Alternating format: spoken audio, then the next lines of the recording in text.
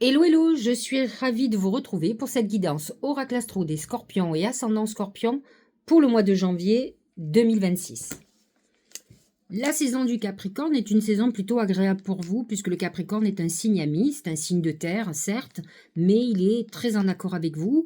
Il est positionné dans votre maison 3 qui est la maison des échanges, de la communication, de l'éducation, de tout ce qui est formation par exemple, des déplacements que vous pourriez avoir, en tout cas de courte durée. Alors le soleil est rentré dans le signe du Capricorne le 22 décembre et en sortira le 20 janvier. Mercure est installé dans cette maison 3 du 2 au 21 janvier. C'est un bon moment. Mercure en maison 3 apporte quand même beaucoup d'intuition, une belle connexion aussi avec nos guides, donc c'est un bon moment pour faire des vœux. Donc ça sera intéressant sur la pleine lune du 3 janvier, je vais vous en reparler.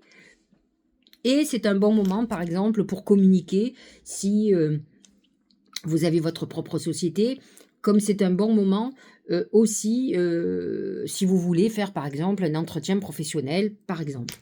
Vénus est positionnée dans cette maison 3 du 1er au 17 janvier. Elle est entrée en Capricorne fin décembre. Hein, et donc, elle amène quand même un côté beaucoup plus sérieux dans les relations et la quête d'un amour sérieux. Et donc, elle vous permettra d'avoir beaucoup plus de magnétisme. La maison 3 représente les échanges verbaux. Vous pourriez faire une rencontre par une invitation d'amis, mais aussi par vos réseaux, que ça soit professionnel ou personnel. Mars est dans cette maison 3 du 1er au 23 janvier et va vous donner toute l'énergie possible pour entreprendre vos projets, pour aller dans la concrétisation, puisque je vous le rappelle, le Capricorne est quand même un signe de concrétisation, le Scorpion aussi d'ailleurs. Hein. Alors, ça sera un peu moins sympa lorsque nous rentrerons dans la saison du Verseau. Pourquoi? Parce que le Verseau est en carré, donc en conflit avec le Scorpion. Et donc, le Soleil rentrera dans ce signe à partir du 20 janvier. Il sera sur le mois de janvier entre 0 et 11 degrés, donc il touchera le premier et le deuxième décan des Scorpions. Et donc, ce Verseau est placé dans votre maison 4, la maison du foyer, de la famille, de tout ce qui concerne votre passé. Et donc là, il y a un amas de planètes importantes. Il y a Mercure qui va rentrer dans cette maison le 21 janvier, Vénus le 18 janvier, Mars le 24, donc toutes ces planètes en Verseau. Et surtout, elles ont rejoint Pluton, qui lui par contre est installé pour un bon bout de temps. C'est pas pour arranger les Scorpions, hein, elle est partie quand même pour 20 ans dans le signe du Verseau. Donc elle peut amener quand même quelques problématiques au niveau de la famille, au niveau du foyer. Elle peut amener donc des conflits, des désaccords, des malentendus et aussi peut-être un deuil familial quand même, et il ne faut pas l'oublier. Hein, Pluton en maison 4, Pluton est quand même la planète de la mort et de la résurrection. C'est une mort à la fois physique, mais ça peut être aussi une mort symbolique de membres de la famille avec qui on coupe par exemple, comme ça peut être une séparation de couple. Nous allons avoir ensuite les planètes qui sont en Poisson. Alors le Poisson est un signe ami pour vous puisque c'est un signe d'eau comme vous. Il va influencer votre maison 5. La maison 5, c'est la maison de l'amour. Alors Saturne est installé dans cette maison depuis à peu près 2 ans, 2 ans et demi. Il est en train de terminer sa course en Poisson, puisqu'il est entre 26 et 28 degrés. Donc, il va concerner les Scorpions de la fin du signe, c'est-à-dire de novembre. Et j'ai envie de vous dire du 20, 19, 18 novembre, à peu près. Hein, même, on peut dire même 20, 21, à la limite du Sagittaire. Et donc, il a amené quand même une notion alors, soit une période où effectivement, on n'a pas beaucoup d'amour, et même une restriction au niveau des plaisirs quand même, une épreuve par rapport aux enfants, pour certains scorpions et ascendants scorpions, et vous avez aussi quand même Neptune qui est dans cette maison.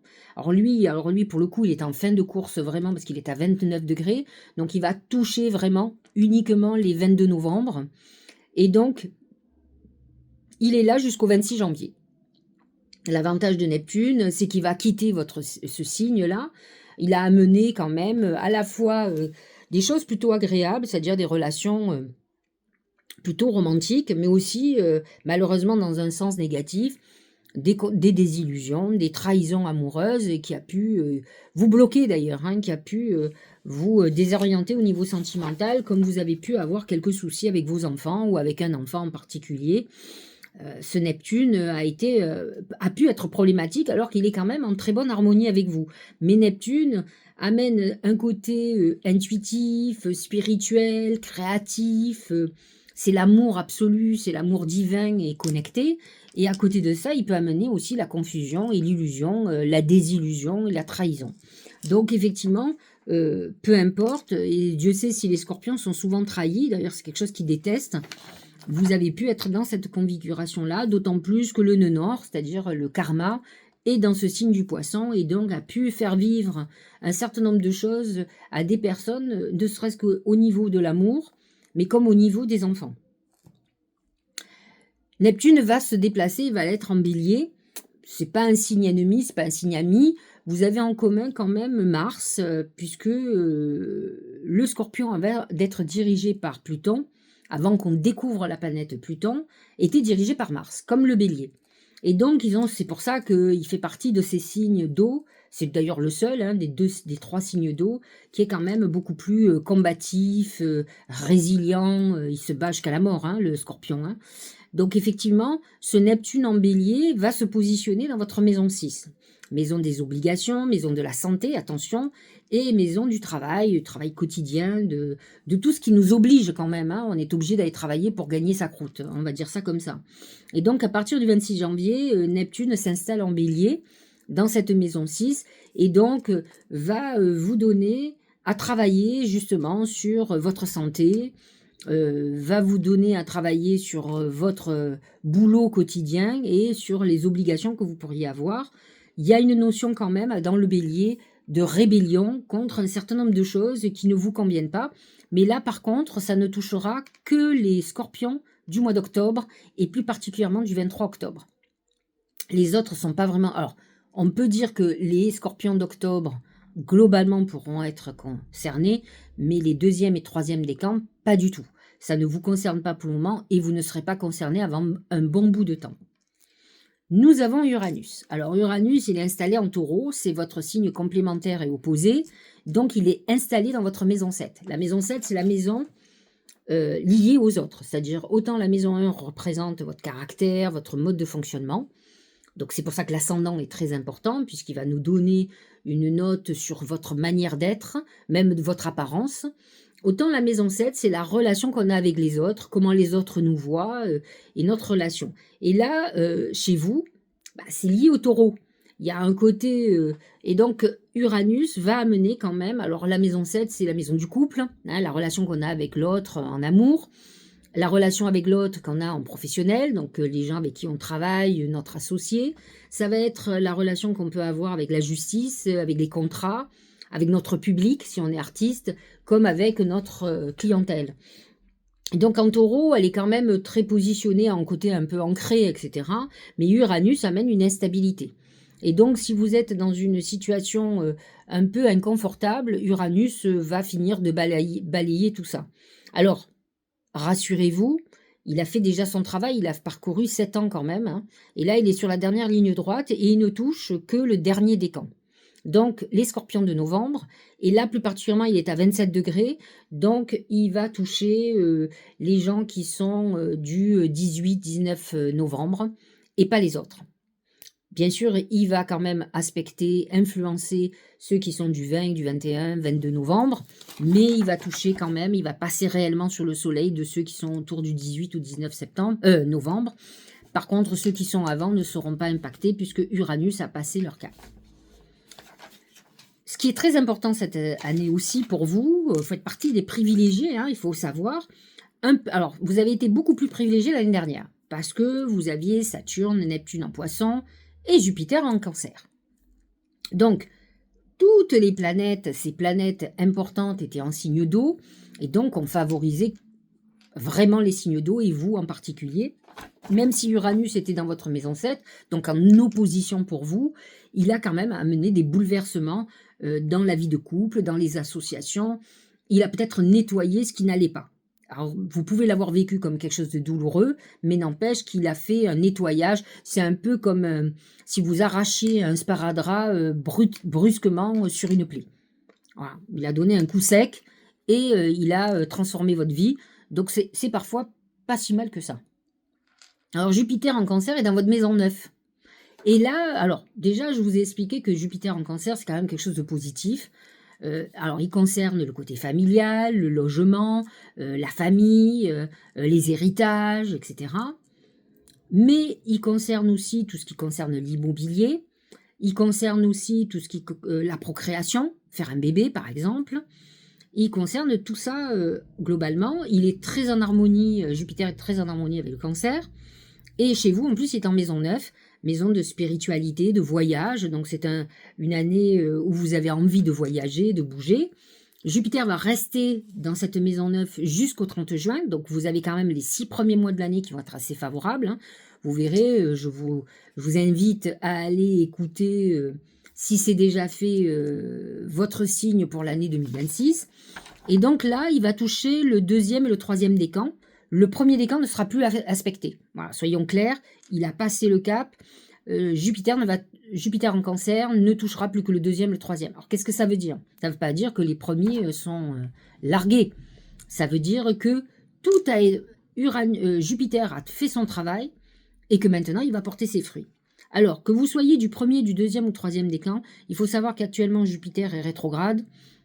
Et donc, il est beaucoup plus dans le réajustement de tout. Il est retourné un peu dans le passé. Il est plus dans des périodes de bilan ou d'épreuves. Il sera beaucoup plus intéressant lorsqu'il va devenir direct. Et je crois que c'est autour du mois de mars. Donc, à partir de là, il va redevenir direct. Et là, il va apporter vraiment sa pierre à l'édifice. Il sera très puissant. Et vous allez sentir vraiment sa protection et son aide. En maison 9, il est quand même très bien aspecté. Il vous ouvre de grandes perspectives. Alors, certains scorpions, ascendants scorpions, vont partir à l'étranger, vont s'intéresser de près à tout ce qui est spiritualité, religion, vont avoir envie de démarrer des projets nouveaux. Donc, on est quand même... Et alors, Jupiter va accentuer les choses, donc autant vous dire que vous avez de quoi faire. C'est un moment où vous pourriez faire un achat immobilier, faire une vente, enfin, transformer votre vie. Nous avons d'ailleurs une pleine lune en Cancer le 3 janvier. C'est une pleine lune assez extraordinaire pour vous pour faire des vœux. Hein, puisque Jupiter ne sera pas hyper loin de la Lune, et la Lune, comme elle avance très vite, elle sera vite en conjonction avec Jupiter, ce qui est quand même un capital chance, et va exacerber l'attraction de la Lune. Donc c'est une bonne lune, pleine lune, pour faire des vœux, et la nouvelle lune en Capricorne, bien sûr, dans votre maison 3, qui sera accompagnée de Mercure, hein. Mercure qui sera à la fin de son... va favoriser, si vous avez des vœux à faire. Maison 3, c'est une maison de connexion où on envoie les messages et on en reçoit. On reçoit les messages du ciel, de nos guides, et on envoie nos messages. Donc c'est une bonne lune pour faire vos vœux, et encore plus pour faire les vœux de l'année, si vous avez loupé la nouvelle lune du 20 décembre, pardon, qui était en Sagittaire, pour aller plus loin. Voyons ce que les oracles ont à nous dire. On va commencer avec le premier oracle, qui est mon oracle magique du mar de café. Et la première carte est celle qui va nous donner la tendance du mois. C'est l'étoile. Oh bah, qu'est-ce qu'on demande de mieux? L'étoile, c'est un guide. C'est la réalisation de nos vœux. C'est pour un artiste la consécration, c'est la notoriété. C'est l'épanouissement total. On est dans une période de notoriété, de réussite. Si vous avez passé un examen, si vous allez passer un entretien, c'est le succès total. On est guidé, et on est guidé vers notre destinée. On ne se trompe pas, c'est la réalisation de vos vœux. Donc, vous voyez, on vous dit que sur le mois de janvier, et vous avez donc 2 lunes très importantes pour vous, pleine lune le 3 janvier à ne pas louper, surtout avec Mercure qui vous l'accompagne, et la nouvelle lune du 18 janvier où Jupiter accompagne... Jupiter accompagne sur la pleine lune du 3 janvier parce qu'il est quasiment en conjonction avec la lune. Donc, il va exacerber et vous permettre de réaliser vos vœux. Et la nouvelle lune du 18 janvier, qui est accompagnée de Mercure et qui va vous aider à envoyer vos messages et même à avoir des messages de l'univers, sachant quand même que le scorpion et les ascendants scorpions, c'est quand même hyper connecté. Au niveau professionnel et financier, c'est le bébé, c'est les nouveaux projets. nouveau job, nouvelle société, nouvelle activité professionnelle. Vous pouvez ne pas arrêter une activité, mais en rajouter une. On est dans le renouveau total. On a laissé de côté ce qui ne nous convenait pas et là, on démarre une nouvelle activité. Au niveau sentimental, c'est le rat. Le rat qui est pas hyper sympathique, c'est quand même fondamentalement la maladie. C'est aussi des périodes difficiles financièrement. Vous pouvez rencontrer quelqu'un qui a beaucoup de difficultés. Vous pouvez faire une rencontre d'une personne qui va vous tirer un peu vers le bas, donc faites très attention. C'est quelqu'un quand même qui va vous mettre en épreuve ou qui va avoir des soucis au niveau de sa santé. Et donc, ou de graves problèmes d'ordre professionnel, quelqu'un qu'il va falloir aider. Enfin, vous ne rencontrez pas un milliardaire ou une milliardaire, hein, du coup. Donc, c'est un avertissement. Ça ne veut pas dire qu'il ne faut pas être aimé quelqu'un qui a des difficultés comme ça, bien au contraire. Mais n'empêche que c'est ce qui est annoncé pour vous au niveau sentimental. Au niveau santé, c'est la tortue qui amène la lenteur, mais qui amène une période un peu difficile au niveau psychologique. Alors, c'est sûr que Neptune en maison 6, ça n'aide pas. Ça peut annoncer quand même quelques soucis de santé qu'il va falloir assumer, affronter. Mais ça peut être aussi des problèmes de santé qui concernent quelqu'un proche de nous et où c'est très compliqué pour soi. Donc la tortue apporte quand même une période où c'est un peu difficile psychologiquement. Ça peut ne pas concerner tous les scorpions, bien entendu, ou ascendant scorpion. Hein, attention, il y a 3 décans. Les 3 décans ne seront pas à la même enseigne, hein, parce que vraiment les planètes, certaines planètes vont toucher tous les décans, mais les planètes clés toucheront que les premiers et les derniers décans, pour être très honnête avec vous. Les deuxièmes décans vont être plutôt tranquilles. Alors, j'ai demandé à mes guides comment la chance allait se manifester. Et c'est le singe, qui est plutôt à la base un symbole pas très agréable, puisqu'il représente quand même, c'est le joueur, c'est celui qui joue avec vos nerfs aussi. C'est le manipulateur, j'appelle ça le gentil manipulateur, c'est le roublard. Donc, il faut quand même faire attention, mais parfois, les avertissements où les personnes qu'on a croisées qui ont été néfastes nous ont fait grandir. Et donc, vous pouvez avoir un coup de chance au travers de quelqu'un qui, comment dirais-je, qui va essayer de vous escroquer ou de vous embobiner, que ce soit sentimentalement. Je trouve que ça me fait penser beaucoup à l'affectif, où il est sorti le rat, où je vous avertissais de quelqu'un qui pouvait avoir de grosses difficultés, mais vous pouvez tomber aussi sur quelqu'un qui a effectivement un rapport particulier avec l'argent et qui peut abuser de vous. Alors, où va se situer la chance? C'est que je pense que vous allez retomber sur vos pieds, vous allez pouvoir éviter le pire, donc soyez très méfiants ou méfiantes, parce que vous pourriez vous trouver dans une situation un peu compliquée. Voyons ce que dit le Tao. Ça va nous aider à y voir plus clair, je pense, sur ce petit couac-là qui est moins sympathique alors que vous avez quand même un début d'année plutôt agréable. C'est le conflit. Alors c'est vrai que Mars est en maison 3, en Capricorne, vous pouvez avoir un côté un peu psychorigide, vous pouvez vous prendre la tête avec des personnes, avoir beaucoup plus d'impulsion et ne pas pouvoir retenir ce que vous pensez. Bon, les scorpions ont tendance à dire les choses un peu vertement et ont l'habitude de dire ce qu'ils pensent, donc ça ne m'étonne pas. Vous pourriez rentrer quand même dans un conflit. Attention à Uranus aussi, qui est en opposition avec votre signe, dans votre maison 7, qui peut amener un conflit. C'est la foudre, hein, donc Uranus, hein, donc ça peut amener un conflit imprévu avec quelqu'un et qui est proche, comme un associé ou une associée, un conjoint ou une conjointe. Premier oracle d'intuition, regardez. C'est le trèfle à 4 feuilles, c'est la chance. Quand j'ai commencé, Jupiter en maison 9, c'est plutôt chanceux pour vous. L'amas de planètes en maison 3, c'est plutôt chanceux pour vous. C'est sûr que le mois va se diviser en deux. La période où vous avez toutes les planètes en Capricorne qui vont vous aider, et à partir du 20 à peu près, les planètes qui rentrent en Verseau, qui est en désaccord, en conflit avec vous et qui vont s'installer en maison 4, maison de la famille, donc du foyer. Donc, effectivement, globalement, la plus grosse partie du mois, vous êtes dans une période très chanceuse où vous pourrez avoir un véritable coup de bol. Alors, je vais vous lire quand même la carte. Croyez en votre bonne étoile. Et là, on revient à l'étoile au début. Hein.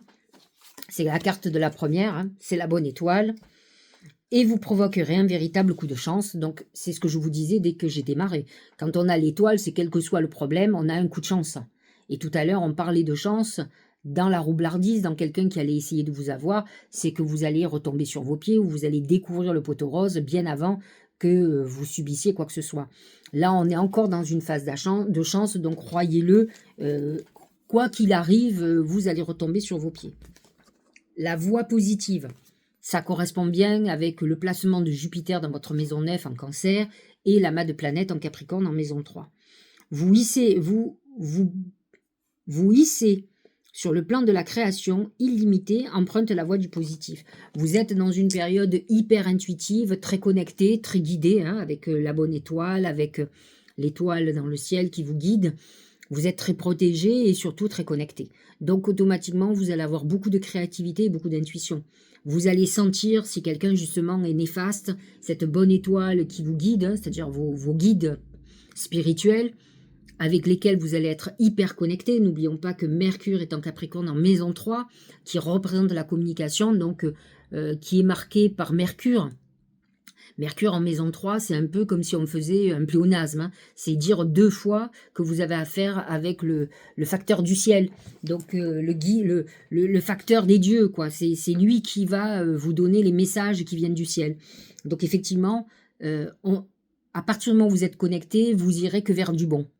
C'est aussi simple. Et que si vous êtes sur un chemin où on risque de vous faire du mal, que ce soit une escroquerie ou un abus de confiance ou quelqu'un qui est malhonnête avec vous, vous ressentirez rapidement, vous le sentirez même immédiatement. À vous de suivre juste votre intuition. S'unifier. Tu es comme un diamant avec de multiples facettes. Chacune de ces facettes, c'est toi. Aussi différente et opposée soit-elle, ramène chaque partie de toi à toi et sans la force de l'unicité te combler. C'est très important d'être en accord avec soi. J'avoue que j'ai rarement vu des scorpions ou ascendants scorpions pas en accord avec eux. Ce sont des gens qui sont plutôt cash, qui sont plutôt droits dans leurs bottes, qui savent ce qu'ils veulent. Ce ne sont pas des hypocrites, donc c'est des gens qui vous aiment ou qui ne vous aiment pas. De toute façon, c'est clair et net. Et ceux qui n'aiment pas, ils ne les fréquentent pas. Donc comme ça. Donc pour ceux qui sont peut-être un peu plus... J'ai connu des scorpions un peu soumis. C'est tout ou rien, le scorpion il est soit dominant, soit il est parfois dominé. C'est ceux qui sont en souffrance souvent, en auto-sabotage, j'ai envie de dire. Et là, on vous dit, il faut que vous soyez vous-même. Parce que c'est vrai que le scorpion a beaucoup de compétences, beaucoup de capacités, ne serait-ce qu'intuitives. Mais à l'extrême, ils deviennent parano, c'est ça qui est dommage. Donc, essayez de faire sortir le meilleur de vous-même. Et c'est ce qu'on vous dit, ce diamant qui est vous. Hein, vous êtes un diamant brut et il faut que vous fassiez sortir de vous le meilleur. Force. Relève la tête, fais face à ton destin. L'univers sait que ton cœur est assez fort pour affronter les épreuves qui te présentent. Alors, s'il y a un signe d'eau qui est prêt à affronter, c'est bien le scorpion. Le scorpion, il est résilient, il est courageux, il se bat jusqu'à la mort. Donc, ce sont des signes, c'est un signe qui est combatif. Je vous l'ai dit, il a été dirigé d'abord par Mars, qui est quand même le dieu de la guerre, avant d'être dirigé par Pluton, qui est le dieu des enfers. Je ne suis pas trop entre les deux, mon cœur balance. Les deux sont des costauds. Et donc, c'est vrai que c'est quand même un signe de puissance. Alors, ils sont puissants dans le positif comme dans le négatif. Parce que quand un scorpion vous a dans le collimateur, croyez-moi, ça va être compliqué pour vous. Parce que c'est des pitbulls, ils ne vous lâchent pas. Tant que, comme je vous ai dit, c'est jusqu'à la mort. Donc, il vaut mieux être ami avec eux que ennemi. Par contre, c'est des gens qui vous aiment, ils donneront leur chemise pour vous, ils se sacrifieront, ils sont très loyaux. Et donc, effectivement, vous avez la force pour affronter, c'est sûr, vous faites partie je crois que de tous les signes, vous faites partie de ceux qui sont les plus forts pour affronter des épreuves. Et d'ailleurs, on ne naît pas scorpion au hasard, la plupart des scorpions et ascendants scorpions ont quand même des épreuves assez costauds dans leur vie, malheureusement, mais c'est le signe qui veut ça. Je l'ai souvent dit, on ne naît pas un signe au hasard. On est avec des qualités et des défauts, et en fonction de notre signe, on va avoir un parcours de vie. Et c'est vrai que les béliers comme les scorpions n'ont pas toujours des parcours de vie faciles. Maintenant, ils arrivent toujours à s'en sortir, c'est ça qui est bon. Le message de vos anges gardiens, c'est le pouvoir des fleurs. Passez du temps auprès des fleurs et de leurs essences pour augmenter votre pouvoir de guérison personnelle.